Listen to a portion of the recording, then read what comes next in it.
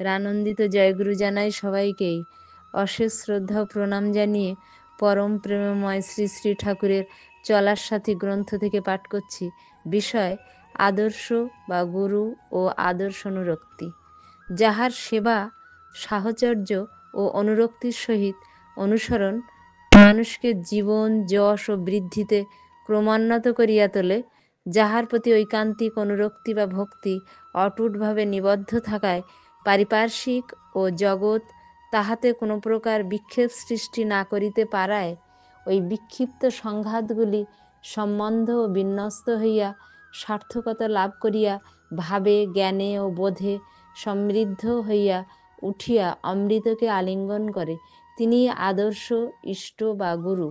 তাই ইষ্ট, আদর্শ বা গুরুতে ঐকান্তিক অনুরক্তি মানুষের জীবনের পক্ষে এত প্রয়োজনীয়। ধর্মকে অটুট করিয়া জীবনকে বহন করিতে হইলেই এই আদর্শ, ইষ্ট বা গুরুই হচ্ছে প্রধান প্রয়োজনীয়।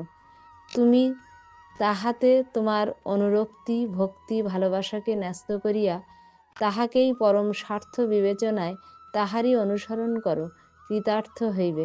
বাণী সংখ্যা 47। জয়গুরু। বন্দে পুরুষোত্তমম।